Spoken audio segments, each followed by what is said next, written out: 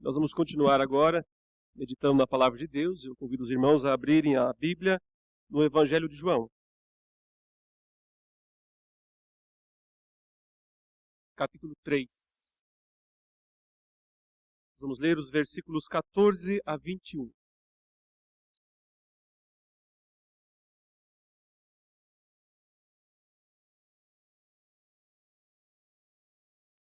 João capítulo 3, versículos 14 a 21, a palavra de Deus diz assim: E do modo por que Moisés levantou a serpente no deserto, assim importa que o Filho do Homem seja levantado, para que todo o que nele crê tenha a vida eterna. Porque Deus amou ao mundo de tal maneira que deu o seu Filho unigênito, para que todo o que nele crê não pereça, mas tenha a vida eterna. Porquanto Deus enviou o seu Filho ao mundo, não para que julgasse o mundo, mas para que o mundo fosse salvo por ele. Quem nele crê não é julgado. O que não crê já está julgado, porquanto não crê no nome do unigênito Filho de Deus. O julgamento é este, que a luz veio ao mundo, e os homens amaram mais as trevas do que a luz, porque as suas obras eram más. Pois todo aquele que pratica o mal aborrece a luz, e não se chega para a luz, a fim de não serem arguidas as suas obras.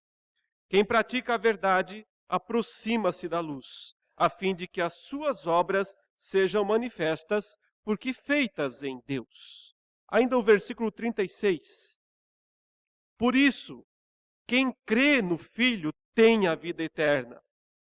O que todavia se mantém rebelde contra o Filho não verá a vida, mas sobre ele permanece a ira de Deus.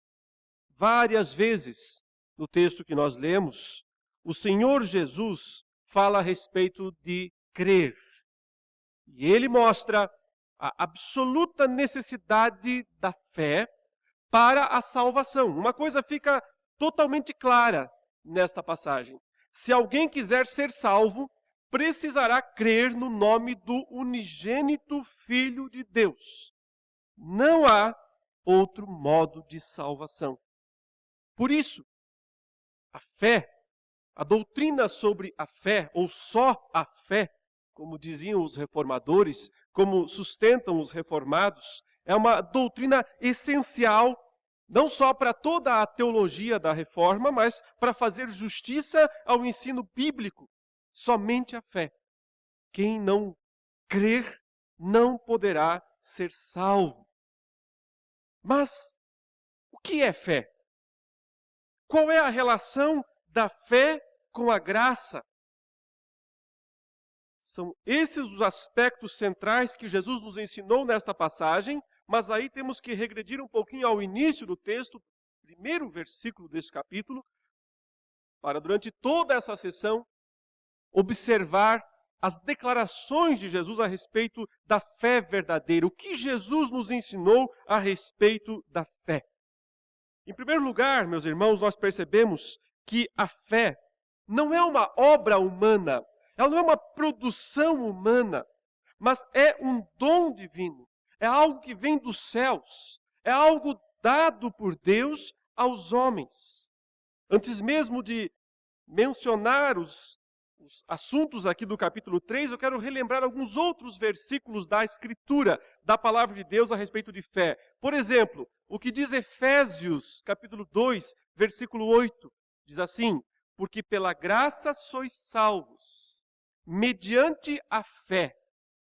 Isto não vem de vós, é dom de Deus.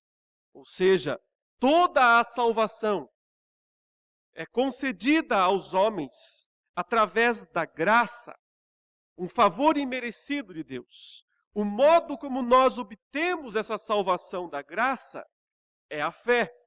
Mas tudo isso, a salvação, a fé, tudo que foi necessário, tudo que é providenciado para que nós possamos estar com Deus, é dom de Deus, é um presente de Deus. Portanto, a fé não é uma obra humana, Não existe nada em nós, nenhuma, sei lá, glândula, nenhum aspecto do nosso corpo que produza esse elemento químico que muitas vezes os cientistas tentam descobrir. Qual é o elemento químico que existe no ser humano que faz com que ele expresse fé? A fé verdadeira é um dom de Deus. É algo que o Senhor concede ou não. Na verdade, a fé verdadeira é uma consequência lógica da eleição. Por exemplo, se você ler Atos capítulo 13, versículo 48, há um relato de conversão de algumas pessoas, e o texto diz assim: os gentios, os estrangeiros, os não-judeus, ou seja, ouvindo isto, regozijavam-se e glorificavam a palavra do Senhor. E creram todos os que haviam sido destinados para a vida eterna. E creram dentre todas aquelas pessoas que ouviam a mensagem, a pregação dos apóstolos, aqueles que haviam sido destinados para a vida eterna. Portanto, a fé é uma consequência lógica da eleição. Aqueles que foram escolhidos, aqueles que foram eleitos por Deus, esses crerão. Terão que crer, necessariamente precisam crer e crerão, sim, pela providência de Deus. Por isso também, quando uma pessoa evidencia fé, então, e somente então, ela pode se considerar eleita. É o que nos ensina a primeira carta de Paulo aos Tessalonicenses, o capítulo 1, o versículo 3 e o 4, que diz assim, Paulo falando a respeito da fé que ele via nos crentes de Tessalônica. Ele disse, recordando-nos diante do nosso Deus e Pai, da operosidade da vossa fé, da abnegação do vosso amor e da firmeza da vossa esperança em nosso Senhor Jesus Cristo, reconhecendo, irmãos amados de Deus, a vossa eleição. Ou seja, porque eu vejo que vocês têm uma fé operosa, porque eu vejo que o amor de vocês é abnegado, porque eu percebo que a esperança de vocês é firme, eu não tenho motivo para discordar ou para, de alguma maneira, desconfiar da eleição de vocês. Sim, isso prova que vocês são escolhidos de Deus, que vocês são eleitos de Deus. Portanto, a fé é um dom de Deus, não algo que os homens produzem. E esse texto, na relação em que Jesus estabelece com aquele homem chamado Nicodemos, que era um dos principais judeus, isso fica ainda mais claro. Porque os irmãos conhecem a história, por tantas vezes lida e pregada. Nicodemos foi procurar Jesus à noite. E qual a razão desta ida noturna até a casa ou até o local onde Jesus estava por parte daquele líder religioso? Ele tinha algum tipo de fé, não tinha? Alguma espécie de fé? Sim. Algum tipo de credulidade? Sim, ele tinha na pessoa de Jesus. Talvez já tivesse ouvido muitos dos seus sermões, certamente já tinha contemplado muitos dos milagres de Jesus, até porque ele fala isso. Ele diz, o Senhor tem que ser um mestre divino, um mestre dos céus, porque o Senhor faz milagres. Portanto, de alguma maneira, Nicodemos tinha um tipo de fé. Mas era uma imitação de fé. O máximo que os homens conseguem produzir por eles mesmos é um tipo de credulidade, um tipo de imitação de fé, mas não uma fé verdadeira. O tipo de fé que Nicodemos aqui na passagem demonstra porque ele é até esse momento, ou até aquele momento, um tipo de solo. Lembrem-se da parábola de Jesus, em que ele diz, o semeador saiu a semear. E jogou um pouco de semente à beira do caminho, as aves do céu vieram e comeram. Jogou um pouco de semente em terra rochosa, ela até nasceu um pouquinho, daqui a pouquinho ela morreu por causa do calor do sol, não tinha raiz, não podia buscar nutrientes na terra. Jogou um terceiro punhado de semente, caiu entre os espinhos, também cresceu até mais, mas os espinhos sufocaram. Isso se chama fé temporária, isso é fé humana, isso é a fé que os homens podem produzir, porque não é verdadeira. Porque a evidência desta fé mostra que ela não produz frutos. Ela não produz frutos. Só o quarto tipo de semente, o quarto punhado de semente caiu em terra boa e produziu 30, 60, 100 por um. Nicodemos, até esse momento, é apenas um coração ainda endurecido, é apenas um coração que demonstra algum tipo de credulidade ao Senhor, pelos milagres que viu, pelas mensagens que talvez tenha ouvido, mas ele ainda não tem fé verdadeira. E Jesus explica por quê. Ele diz, é porque se alguém não nascer de novo, não pode ver o reino dos céus, ou de Deus. E quando ele diz, se alguém não nascer de novo, ele diz que o nascimento espiritual de uma pessoa é algo passivo, não é algo produzido pela própria pessoa. Nenhum nascimento físico é, porque nenhum de nós um dia decidiu, vou nascer. Mas outras pessoas decidiram que nós devíamos nascer, ou não, foi um acidente, sei lá. Mas de qualquer maneira, nascer não é uma prerrogativa do que está nascendo. E sim, algo que acontece com ele por forças estranhas e externas à vontade dele. Também por isso Jesus diz, nascer do alto, que significa a mesma coisa, de novo ou do alto, o termo grego pode significar as duas coisas. Nascer de cima, nascer do céu, não é nascer da terra. A fé não pode ser produzida por homens.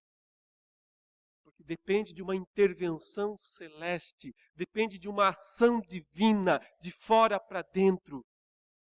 De fora do homem para dentro do homem, renovando o seu coração, tirando o seu coração de pedra e colocando ali um coração de carne. Quando Nicodemos pergunta, mas isso pode acontecer com um homem já velho, como eu? Pode, porventura, ele voltar ao ventre materno e nascer segunda vez? E Jesus diz a ele, quem é nascido da carne, é carne. Quem é nascido do Espírito, é Espírito. Em outras palavras, você não pode crer, porque você é carne. E carne só tem uma expectativa de vida, continuar sendo carne. Continuar sendo caído, terreno. A menos que aconteça um milagre, uma intervenção sobrenatural, a mais genuína de todas as experiências espirituais, que é a conversão gerada pelo novo nascimento, que é uma obra celeste, ninguém vê o reino de Deus. Ninguém crê. Porque por natureza nós já estamos mortos nos nossos delitos e pecados. Por isso que Jesus nos ensinou sobre fé, em primeiro lugar, é que ela não é uma obra humana, mas é um dom divino. Na sequência, Jesus ainda fala sobre o fato de que só Ele subiu ao céu, só Ele desce à terra, e Nicodemos fica ainda mais confuso com essas expressões de Jesus, mas ele está falando do mesmo assunto, ele está dizendo, fé é algo do céu, é algo que eu trago aos homens, o novo nascimento não é algo que os homens produzem por si mesmos, mas eu sou o único que posso dar isso aos homens que já estão perdidos.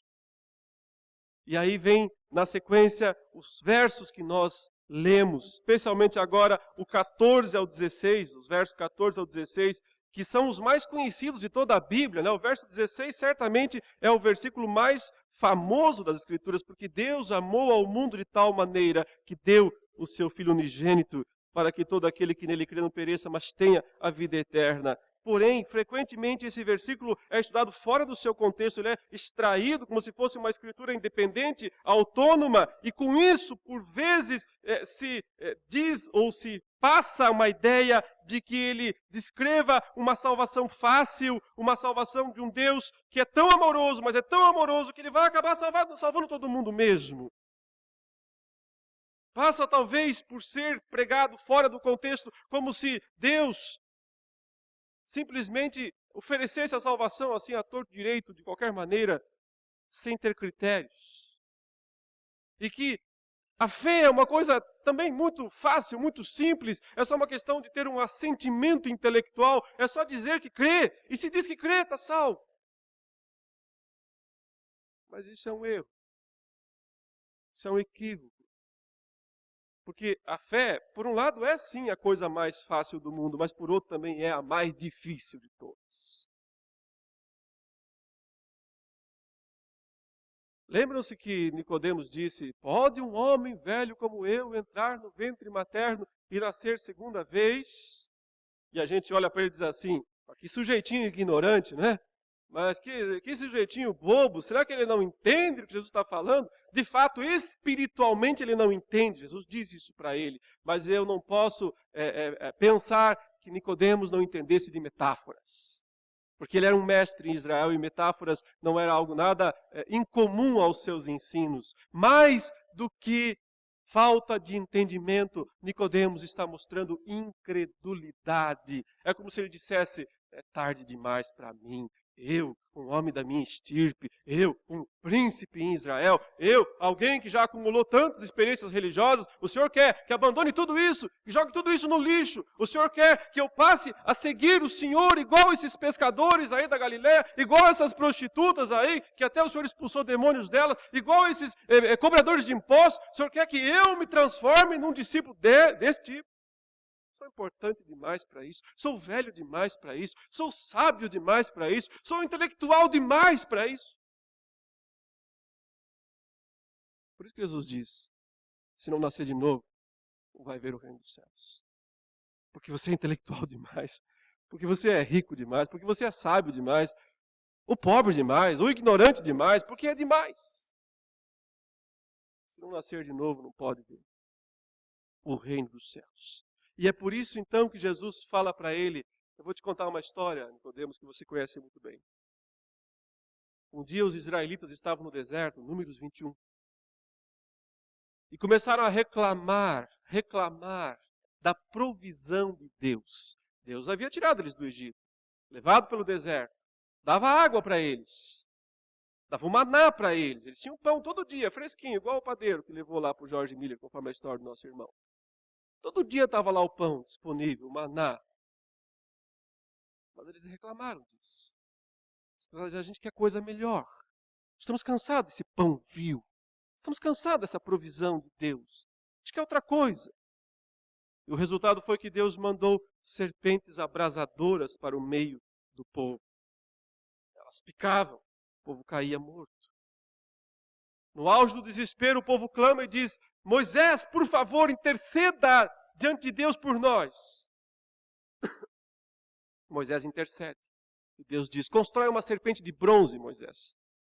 Coloque essa serpente sobre uma haste, levante bem alto. Todo israelita picado por alguma serpente abrasadora, que olhar para a serpente de bronze, será curado da picadura da serpente. Jesus conta essa história para Nicodemos e diz: é por isso que o Filho do Homem será levantado, para que todo aquele que nele crer não pereça, não morra pelo veneno que domina a sua vida, mas tenha a vida eterna. O que é que Jesus quer dizer a Nicodemos? Você não é melhor do que ninguém. Você não passa de um israelita picado pela serpente do mal. Você é tão corrupto, é tão pecador, é tão miserável quanto qualquer outro. Os mestres em Israel olhavam para aquelas histórias e diziam: eles fizeram isso, mas nós nunca faríamos. E Jesus diz: você é tão pecador quanto aquele povo que reclamou do maná lá no deserto. Sabe o que é fé verdadeira, meus irmãos? Além de ser um dom de Deus, algo que o homem não produz, que só Deus pode nos dar. Em segundo lugar, fé verdadeira é algo que nos humilha, é algo que nos rebaixa, é algo que nos coloca no pó. Pela percepção que a fé nos dá do quanto nós somos indignos, do quanto nós somos pecadores, do quanto nós somos imerecedores da salvação, do presente, da graça de Deus. Fé é algo totalmente incompatível com orgulho, com senso de superioridade, com senso de mérito. Eu mereço, eu fiz, eu preciso. Esses sentimentos são incompatíveis com fé. Fé mostra, fé revela toda a podridão da nossa alma, do nosso coração, dos nossos pensamentos. Fé nos rebaixa, nos joga ao chão, nos humilha. É isso que Jesus faz com Nicodemos. Você, Nicodemos, foi picado pela serpente. Você é só mais um pecador que, se não nascer de novo, não importa seu status social, não importa sua condição intelectual, não importa o que você tem ou deixe de fazer, você está morto. Você está perdido. Fé nos humilha. Mas o que é mais humilhante? Nós reconhecermos o nosso pecado? Nós reconhecermos a nossa indignidade? Ou é o que Jesus faz? Porque quando Jesus se compara à serpente de bronze, quando ele diz, o Filho do Homem vai ser levantado, igual Moisés levantou a serpente de bronze, isso é mais humilhação ainda, porque é a humilhação de Deus, é Deus se humilhando na pessoa de Cristo, é Deus se rebaixando ao mais profundo e absurdo nível da humilhação. É o que diz Filipenses 2, não é? Ele se faz servo, ele se entrega, ele vai até a morte, e morte de cruz. Deus se humilhou mais do que tudo para salvar pecadores. Muitas vezes não querem se humilhar. Fé verdadeira, meus irmãos, é aquilo que humilha o homem na humilhação de Deus. Algo que humilha o homem, mas na humilhação do próprio Deus. De Cristo se tornando um maldito. Veja, a figura da serpente já é uma figura amaldiçoada, porque Deus disse, maldita és, entre todos os animais. A figura da serpente é algo amaldiçoado. Bronze significa juízo, punição, fogo de Deus contra o pecado. Jesus levantado na cruz é a expressão máxima de um maldito, conforme Gálatas 3,13, não é? Maldito todo aquele que for pendurado num madeiro. Jesus pendurado na cruz é a grande expressão de humilhação divina, mostrando o preço, mostrando quanto custa salvar uma pessoa. Salvação não é coisa fácil, não é coisa barata, não. É muito cara. E o Senhor, para poder pagar, para poder nos dar de graça a salvação, Ele teve que se pendurar, ser pendurado num madeiro, ser um maldito. Por isso, a fé verdadeira nos humilha na humilhação de Deus. E por causa disso também, ela é o critério do juízo de Deus. Veja que após o verso 16, que destaca o amor de Deus em entregar seu Filho na cruz, e a necessidade do homem crer, ainda que um dom seja necessário para isso, mas aí ele diz no verso 17, porquanto Deus enviou o seu Filho ao mundo, não para que julgasse o mundo, mas para que o mundo fosse salvo por ele. Ou seja, o desejo número 1 de Deus é salvar o mundo. Isso não significa cada pessoa sem exceção, mas é um termo genérico, apontando para toda a criação de Deus. Deus ama o mundo de uma forma genérica, por toda a sua criação. Mas Ele tem um amor especial, redentivo, eletivo para o seu povo, aqueles que creem. E o verso 18 mostra claramente o padrão, o critério do julgamento divino. Ele diz, quem nele crê não é julgado. O que não crê já está julgado, porquanto não crê no nome do unigênito Filho de Deus. O 36 fala isso novamente, não é? Quem crê no Filho tem a vida eterna, quem se mantém rebelde contra o Filho não tem a mínima chance de ver a vida eterna. O grande critério do juízo final é fé, é crer. As pessoas chegarão no dia do juízo do trono branco, de Apocalipse 20, com o seu destino eterno já decidido.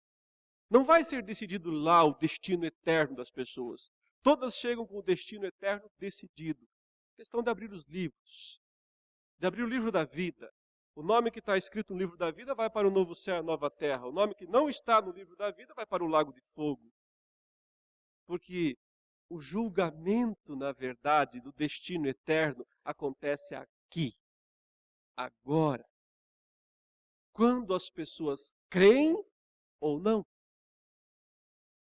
Quando elas se humilham, reconhecem seus pecados, reconhecem sua indignidade e confiam no sacrifício redentor de Jesus Cristo, ou não.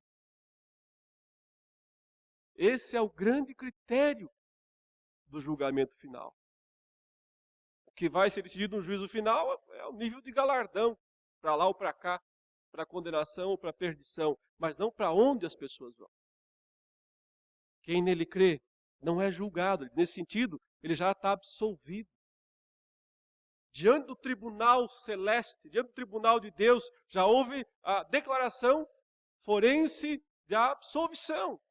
Inocente ou inocentado por causa do sangue de Jesus. Mas quem não crê já está julgado. O julgamento já está impetrado, condenado.